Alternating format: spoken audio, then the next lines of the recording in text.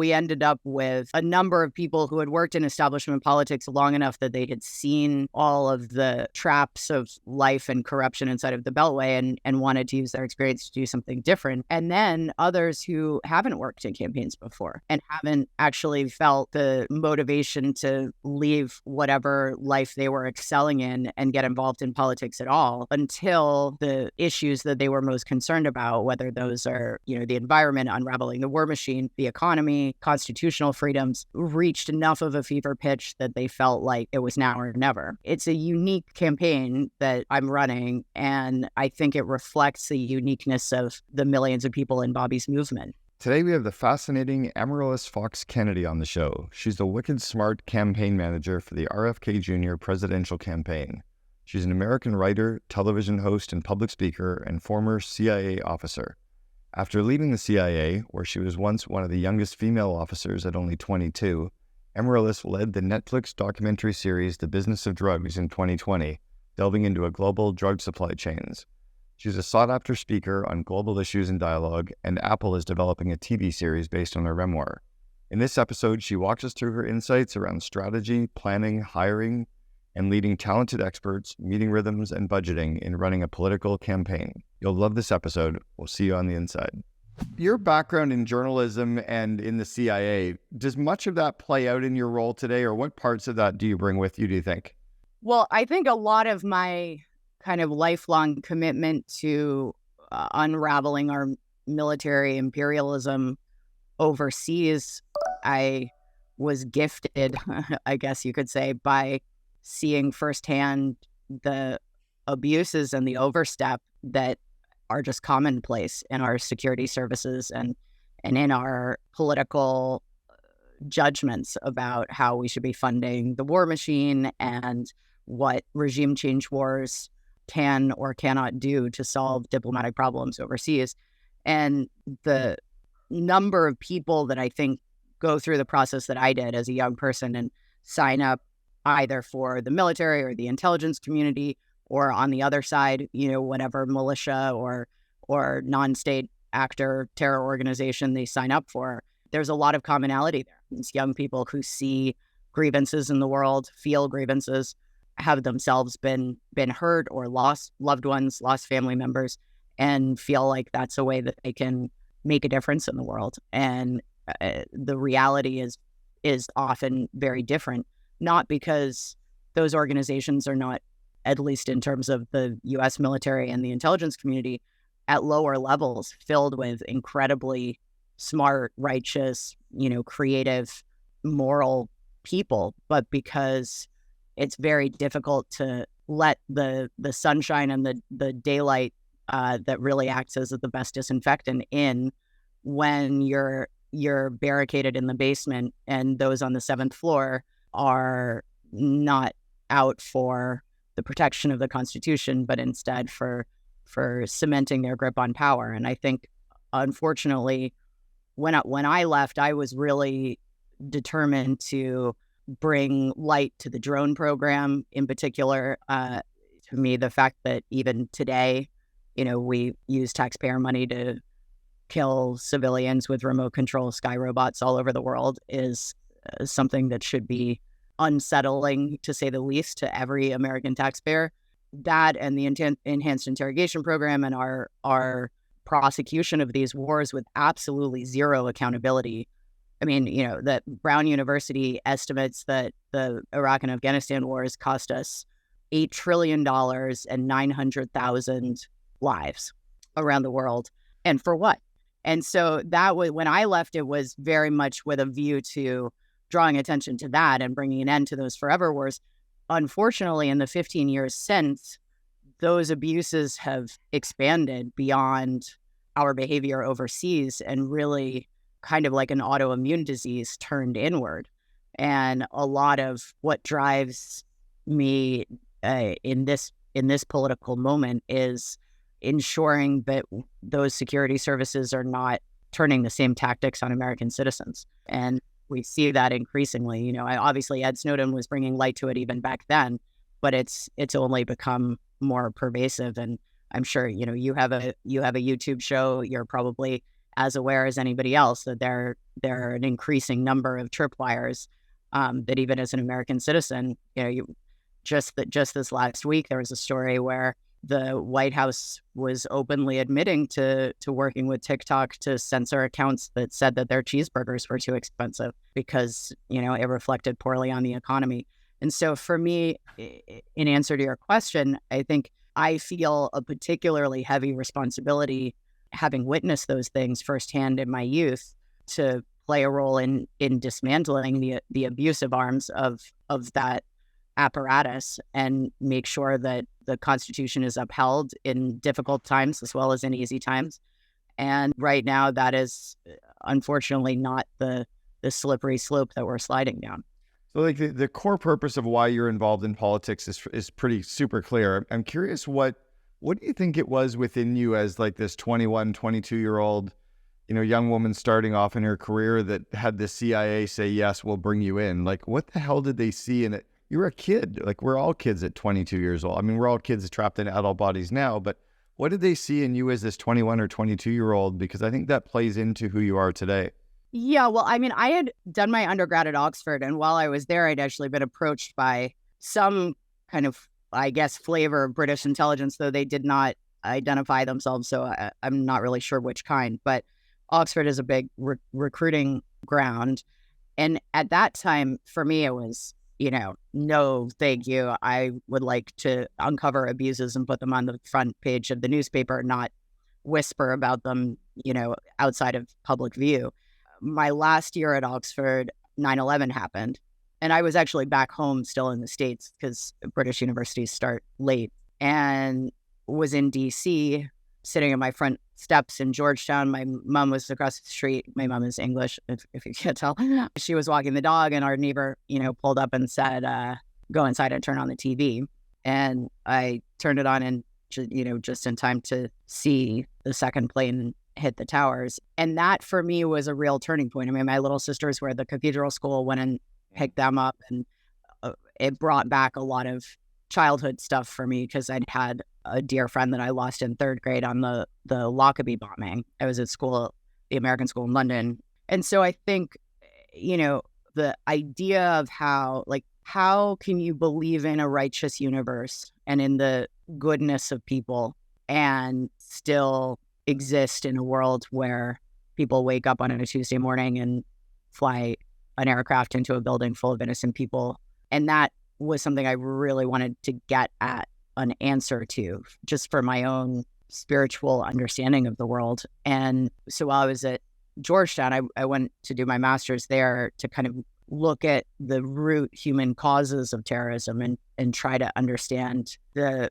very relatable grievances. It's always really sat badly with me, these ideas of kind of they hate us because we're free, these oversimplifications that especially back in those days we were fed constantly by the news media. I'd grown up all over the world. I mean, I moved every year of my childhood. I lived in 4 continents, and it just didn't fit with anything that I knew of the world. Everywhere I'd gone, there were people who, had grievances against U.S. policy in their country, perhaps, but there was a real love of America, of rock and roll and American cars and American music, American culture. It didn't sound true to me, this idea that they just hate us because we wear mini skirts in Times Square.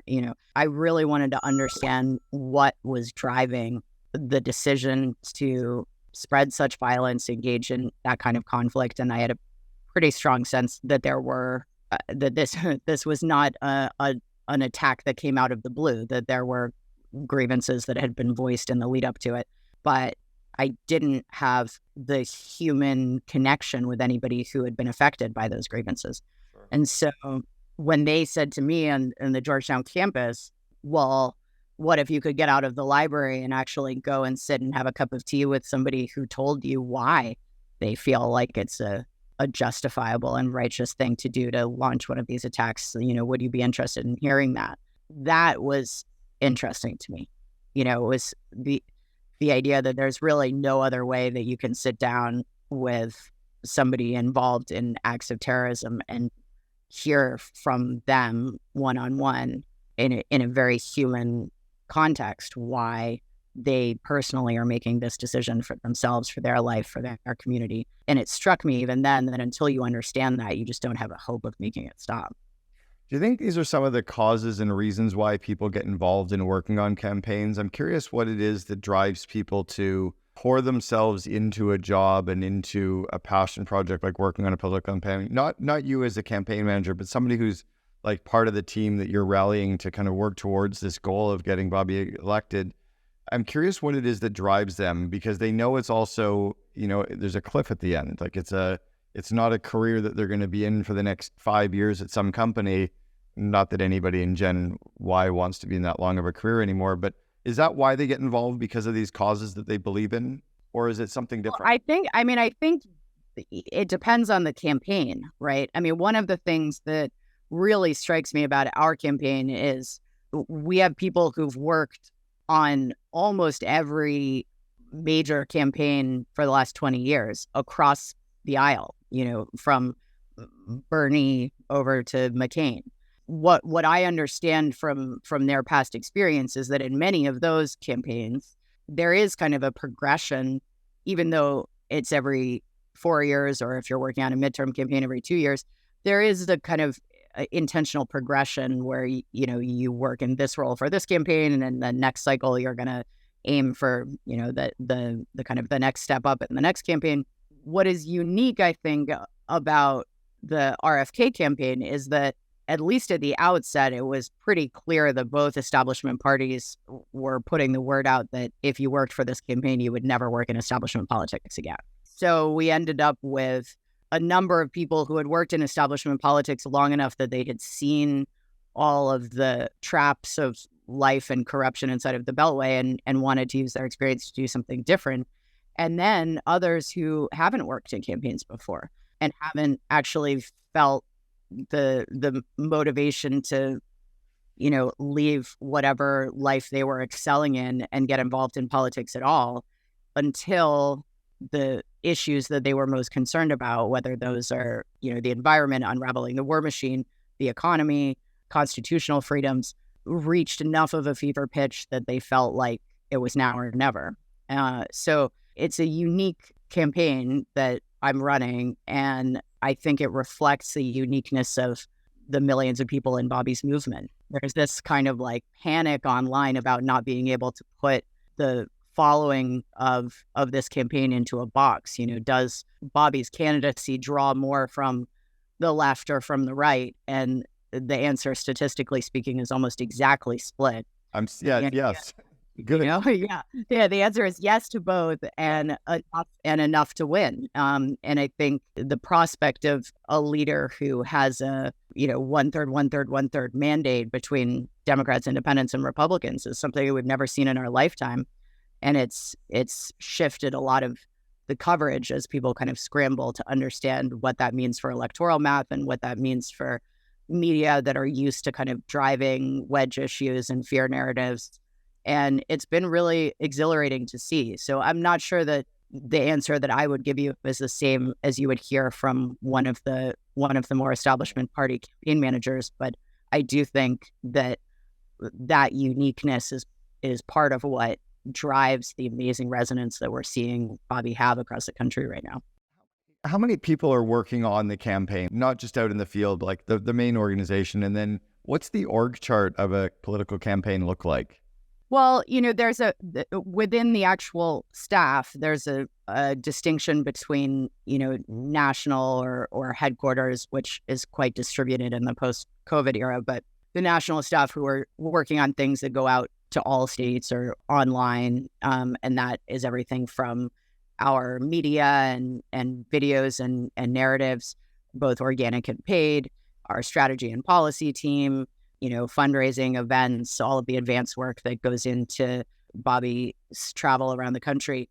And then we have a very robust state organization that are still staff members, but lead each of the states. And for us, that's particularly crucial because it's not only an incredibly strong grassroots movement, but as an independent candidate, we have the challenge of ballot access, which the two-party candidates don't. So in some states, it's reasonably easy to get on the ballot. In many states, it's tens of thousands, in some states, hundreds of thousands of signatures that need to be collected in very short windows, each with their own kind of arcane set of rules and regulations that differ state to state. And so that state operation is really crucial to us early on in a way that many of the other campaigns don't focus on until quite late in the cycle, where they're working on, voter registration and get out the vote after the conventions, at the end of next summer or into the fall.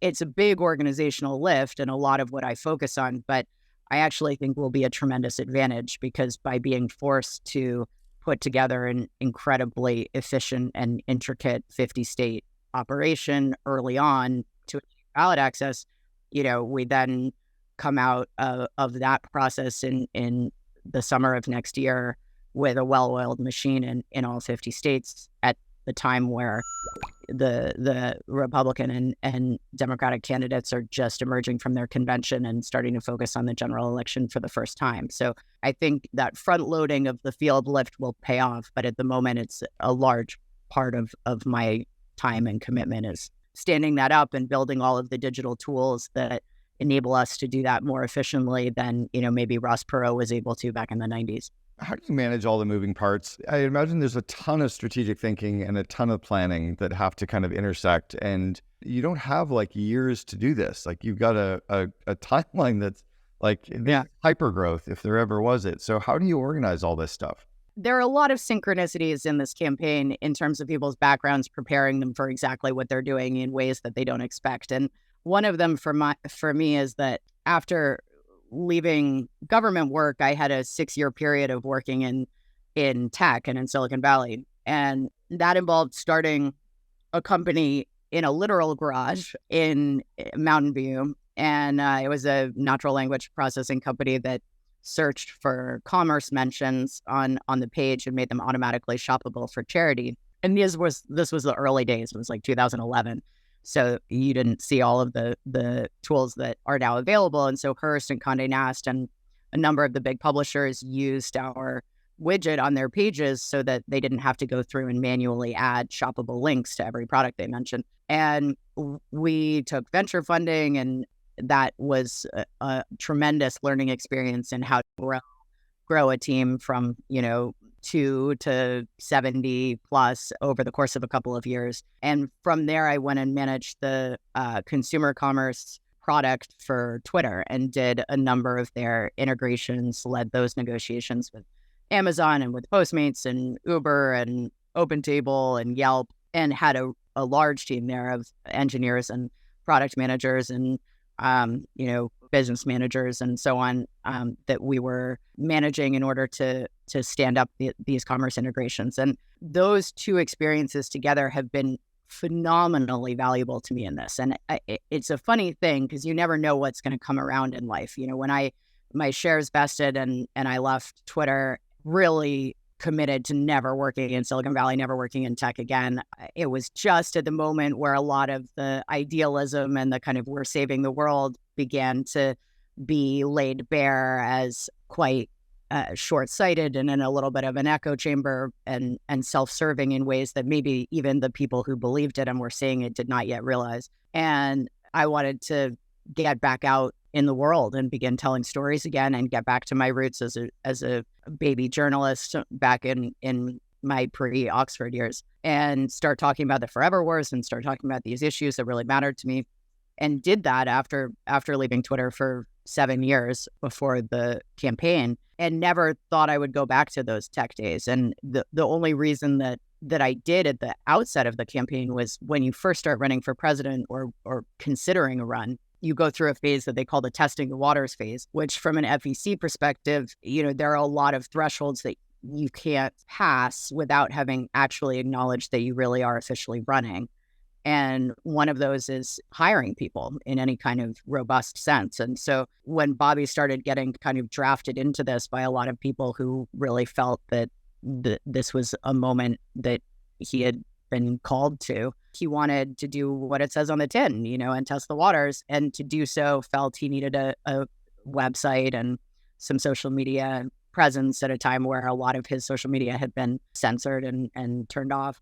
And so he asked me if I would build a really simple website based on my experience in Silicon Valley, because he couldn't hire anyone to do it. And I built that for him at the beginning of this year. I think he asked me that November, almost exactly a year ago, November of 22. And we launched that in February and started looking at the data there. And I remember texting him after putting my kids to bed toward the end of February and saying, I think you're going to win. And it was looking at that data on a day-to-day basis and seeing that engagement and that growth, even in the earliest periods, and being able to model out the trajectories there, that made that clear to me. And I haven't been able to unsee it since. And certainly it's becoming clearer to others as they watch his climb in the polls. But that was really the beginning of re-engaging with my tech roots. And your question, that this was a very long answer to, is how do you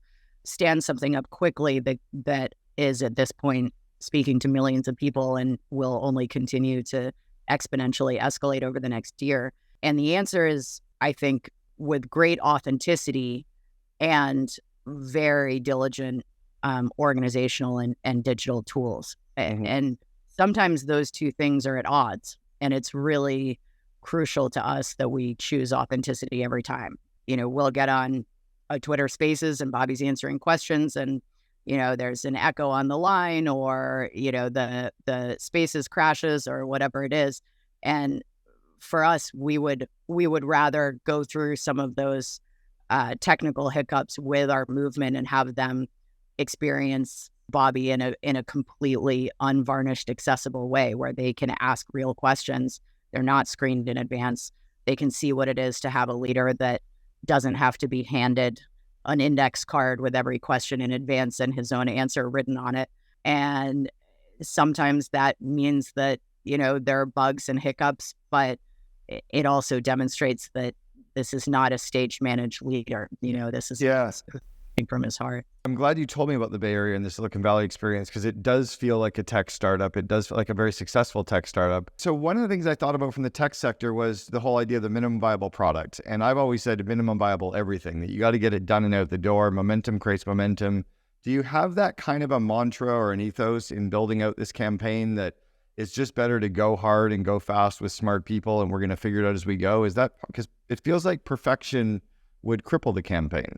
Well, that's certainly true. I mean, there's just not enough time to iterate endlessly internally. And it also doesn't really sync up with our ethos of allowing the movement to drive itself all the way to the White House. We don't want to cook up plans that are designed in some back room somewhere and then present them finished 6 months later to a community that hasn't had any involvement. So we have grassroots Zooms twice a week that we introduce any new big ideas and concepts for how to support them better and how to offer tools that they can use in the field, whether that's for canvassing or for fundraising or answering people's questions, and get their feedback as part of that MVP iteration process. Early in the summer, we realized that the establishment parties have, what they call bundlers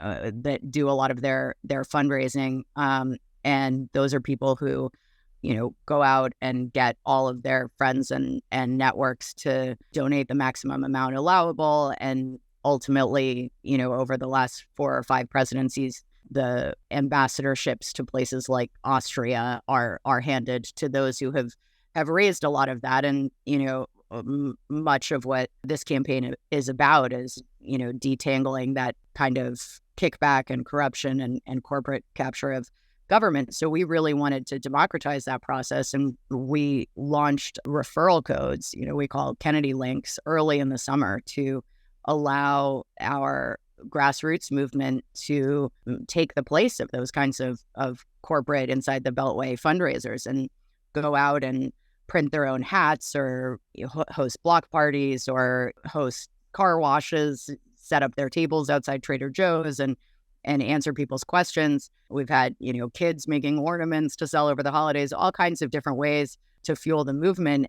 But underneath all of that amazing grassroots real world work, there is a very robust digital infrastructure that allows people to go on. You can create your profile, and then you get your own Kennedy link, but also your own QR code, all of the literature and flyers and printable stickers and iron-on designs for T-shirts and so forth on your profile page. Pull in your unique QR code, your unique referral code, so that anybody can print these things from home, and they'll be able to take pride in all of the new supporters and new donors that they bring in. You can see those on your profile page. Wow.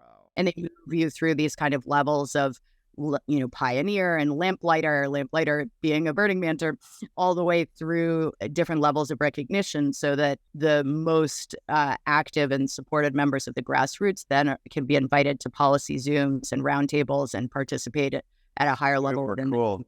You've totally gamified this, and I love that you're taking the affiliate idea in as well. How do you personally manage all of the pulls on your time? Like, there's got to be a million different directions and communications you can be involved with, meetings. How do you decide as a leader to say yes and what to say no to in terms of your time? Well, you know what? I will say that the best preparation for that is being a mom. I was going to say, kids. Yeah. I mean, I have as I said before, a 2-year-old, a 4-year-old, and a 15-year-old. And I have worked on things that I believe in throughout my time being a mom. In fact, I made a Netflix series about the militarization of the developing world under the guise of the war on drugs. And we filmed all through Colombia and Kenya and northern Myanmar, and in conflict zones, and embedded with the Colombian military and helicopters and so on. And I filmed all 6 episodes of that in the 3rd trimester of my 2nd pregnancy. Wow.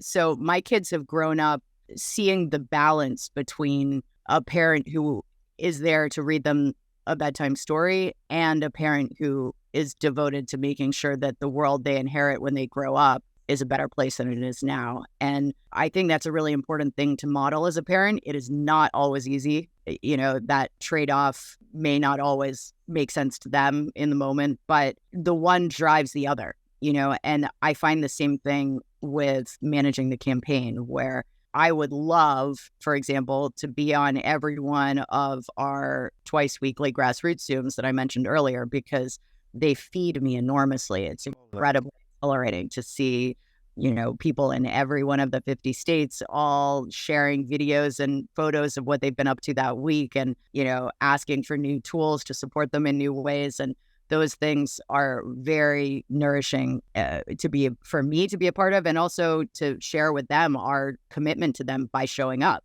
And so that is one element. And then there's, on the other hand, being heads down, modeling out the path to 270 and making sure that that incorporates all of the new data signals we're getting. There's a lot of reliance on polls, but for me, while we incorporate those things, I feel that looking at data signals in our organic and paid messaging across the country is even richer as a source of listening and a source of understanding our voters and our coalition, because you're able to A/B test, A, B, C, D, E, F, G test with each and every cohort, each and every group of Americans that Bobby's speaking to. And it's a really uniquely diverse group of people. I mean, young voters, union members, veterans, immigrants, parents with kids under the age of 17, the Latino community, the Black community, the organic farming community, on and on and on. And each has issues that are especially important to them. And then there are many aspects of having a trustworthy government and a leader who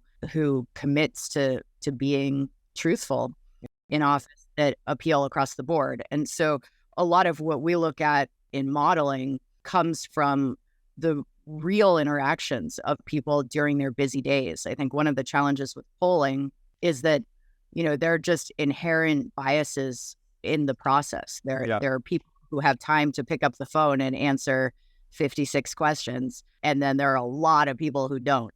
And when I look at the single parents who are struggling to pay for childcare, young voters who are trying to balance a job to pay for community college and class and their resume building for the job they eventually want, these are people who resonate deeply with Bobby, and they just do not have the time to sit and do a telephone poll or even an online survey. And so a lot of calls on my time are also in the quiet of pulling together those data signals and working on our strategy and our messaging and our policy. So I feel it's sort of similar as a parent. There's a balance between engaging with our amazing grassroots movement and then doing the work that I owe them in order to get Bobby to the White House. It actually led into a question I had around that as well, is how much of your time do you think is involved in strategy and how much of it is involved in like planning or leading people? It's cyclical, I guess, or at least variable. We're in the third quarter for us now. I mean, fourth quarter of the calendar, but Bobby announced in April, so towards the end of our third quarter of the campaign. And there are cyclical patterns where there are different focuses at the beginning and the end of the quarter. Fundraising tends in campaigns to be more of a focus in the third month of the quarter, as it does in many companies, because of reporting and media coverage of those things. We also had a transition from running in the Democratic race to running as an independent for president as of October. And so the horizon shifted enormously because the Democratic primaries, begin very early next year, whereas running as an independent, your time horizon is next November. And of course, the electoral math shifts from primary math to the path to 270.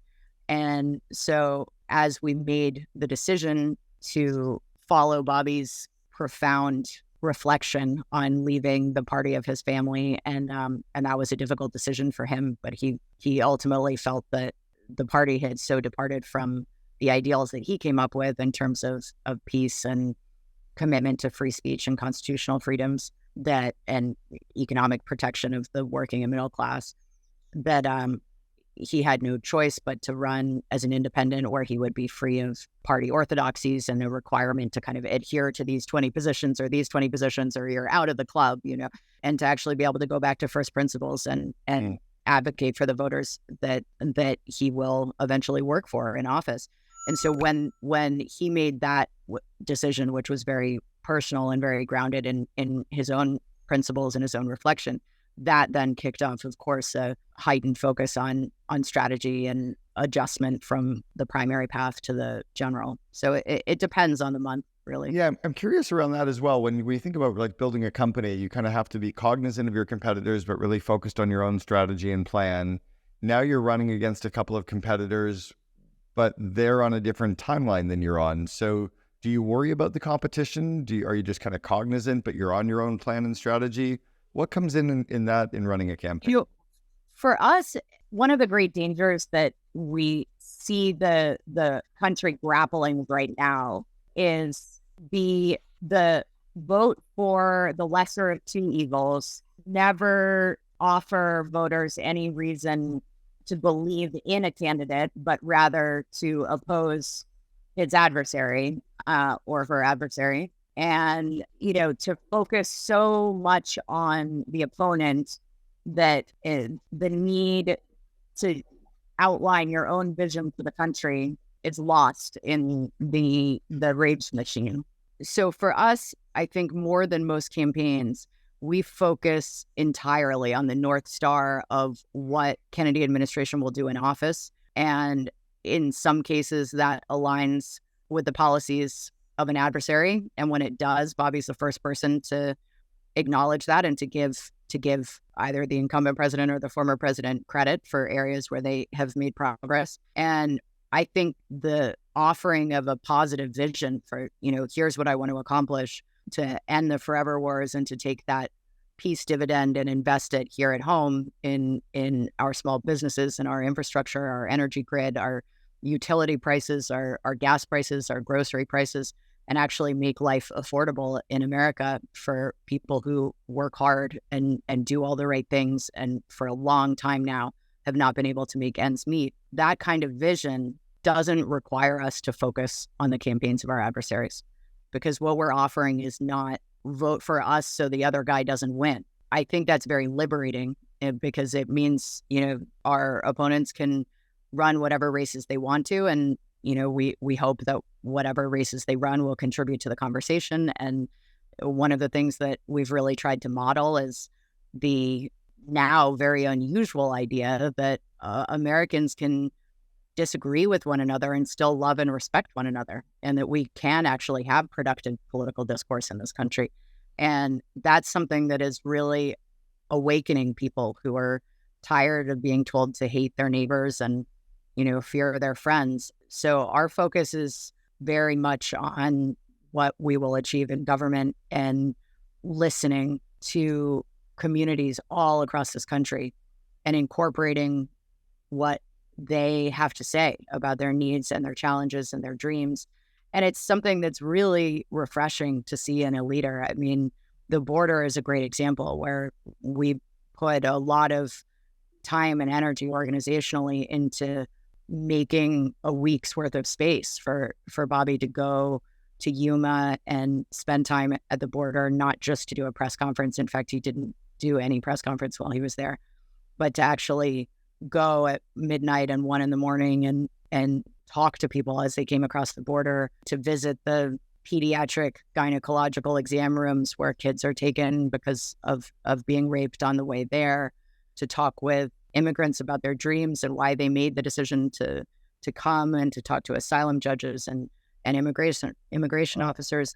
We made a documentary about it and released it after the fact so that we weren't bringing press and putting media in the face of people who are in some of the hardest moments of their life. But one of the things I love about that documentary is that it witnesses a leader who is going back to first principles with zero ego invested in the outcome, and actually asking the people on the ground who are affected on all sides of an issue the questions that are important in understanding how to solve it. And he came away in many regards with a different opinion from when he went there, and from things that he said in the past, and has been really candid about what that evolution of views was and why. So a lot of my job is ensuring that, along with all of the daily organizational work that goes into running a campaign, we also make space for our candidate who is so committed to being out in the world and listening to real voters talking about their actual needs,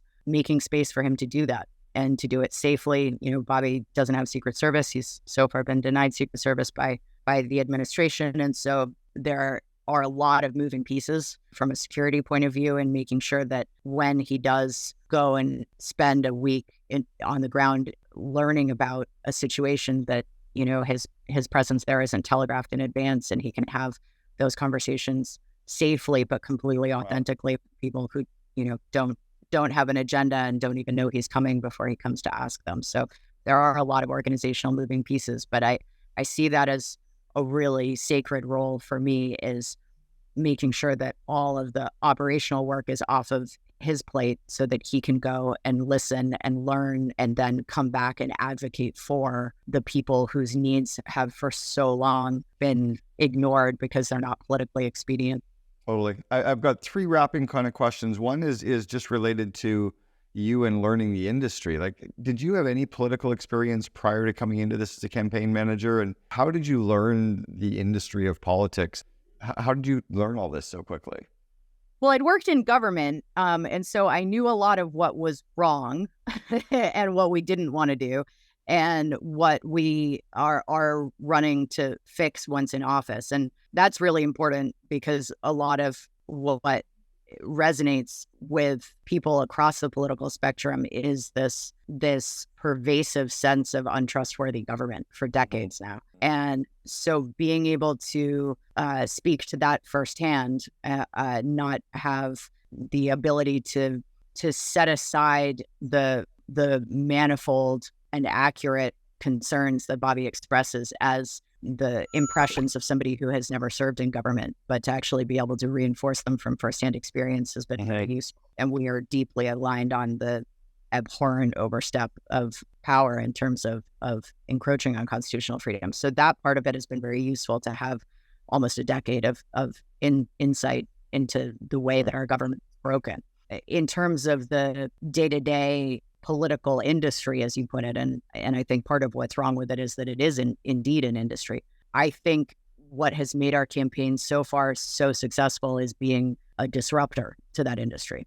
And in the same way, that you hear innovators' dilemma stories all through Silicon Valley history, I think we're really running a campaign that doesn't draw on the received wisdom of what works and what doesn't work in political campaigns, starting with telling the truth and answering people without knowing what the question is in advance, and putting ourselves, and Bobby certainly leads by example here, in vulnerable positions by not always stage managing and not always knowing how things are going to turn out, but following a moral true north and acknowledging the spiritual aspect of what we're doing and the synchronicities that have brought everybody to this campaign and have so far proven incredibly valuable in putting together a complementary set of superpowers that I think the establishment campaigns don't know what they don't know,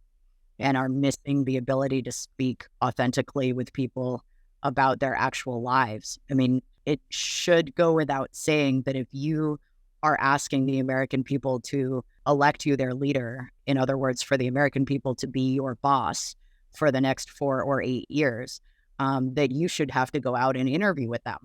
They are not going to hire you without talking to you and asking you questions and grilling you and informing you about what they need and what they expect of you in office, and seeing some demonstration that you are actually going to deliver it based on, in Bobby's case, 30 years of prosecuting regulatory agencies on behalf of these kinds of voiceless voters. And so if the political experience of other campaign leaders and managers tells them to keep their candidate locked in the basement so as few people as possible can hear what they have to say, for us, that's not applicable received wisdom. And we have the great privilege of a candidate who, our only challenge, and it is a challenge, is making sure that every American hears Bobby in his own words. But that is a great privilege, because I think our two main adversaries have, in some sense, the opposite challenge. Tactical question. You mentioned the grassroots Zoom calls. And by the way, I would love to be able to just eavesdrop in on one of those one day to sit. Oh, come join. All you have to do is go to Kennedy 24. If you go to the Take Action tab and spread the word or volunteer, you'll see the links there, and you can join us Tuesday at 2. I will absolutely be on one, because I want to just watch how that works. It sounds really super intriguing. I'm curious, in running a company, scaling a company, we need to have a number of different meeting rhythms. I'm curious what meeting rhythms you have to run a political campaign. What are the different types of meetings you have on a quarterly, monthly, weekly, daily basis? Yeah, well, we have a lot of asynchronous communication, as you can imagine, because whatever cadence you have, real world events is not notified of your Google Calendar preferences. And so events tend to unfold as they will. But we do have a core team meeting once a week with the leaders of each of the towers, and then the leaders of each of those towers have tower meetings at the top of every day. And then we have Slack channels for each, and an all hands across the entire national core team and our field leads every second week.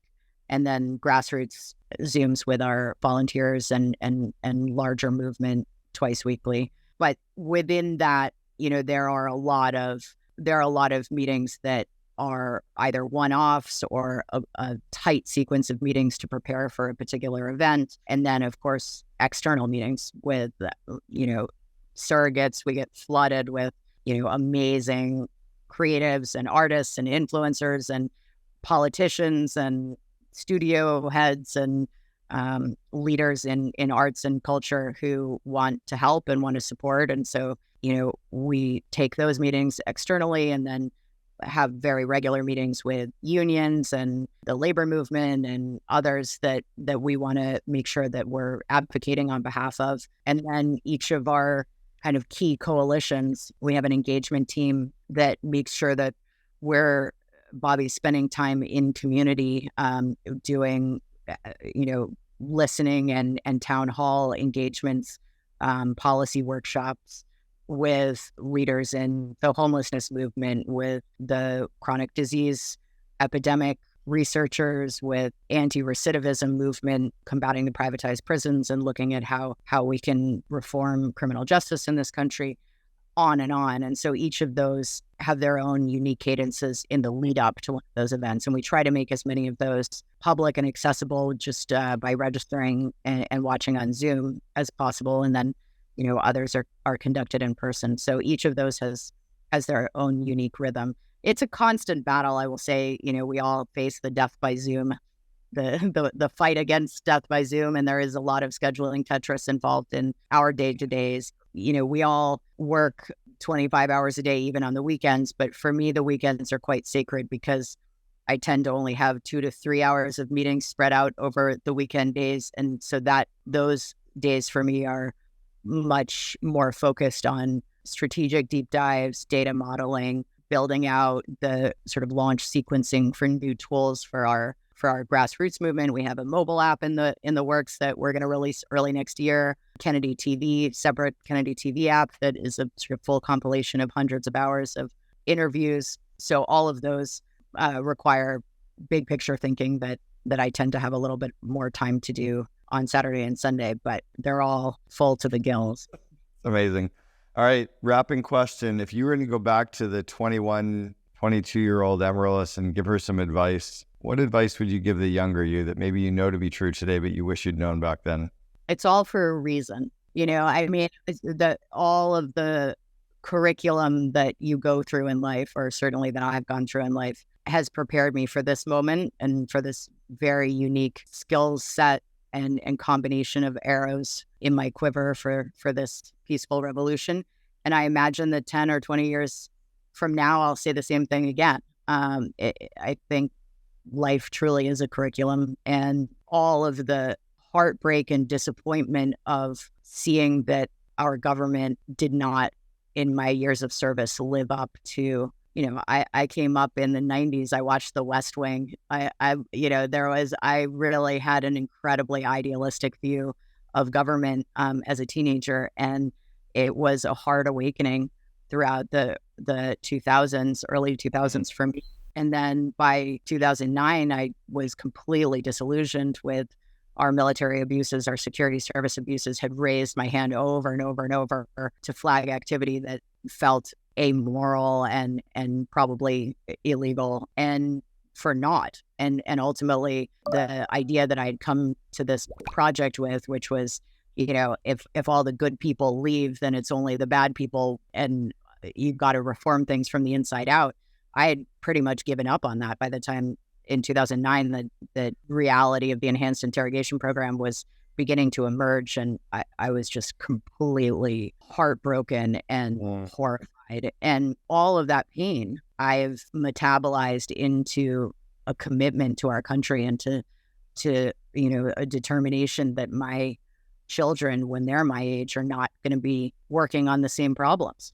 I mean, I'm sure there will be new ones, but it's my job to leave them with a better world than I inherited. And so I think experiencing that profound disappointment in how far we have to go as a country and the trustworthiness of our government and all we need to reform, it hurt. It hurt like hell, but it left me with this deep commitment to the work I'm doing now. So in answer to your question, it's all for a reason. Well, Amaryllis Kennedy, the campaign manager for Bobby Kennedy Jr.'s presidential campaign, thank you so much for sharing with us on the Second in Command podcast. What I found, and I think this is really an interesting point, is if you're the founder of a consumer goods company, your skill set is likely not in the finance operations side. You can't expect the CEO or the founder to be all things for all the functions that are necessary for building a company. You also can't expect them to be able to afford to bring all that expertise on hand, and that's where we want to help step in.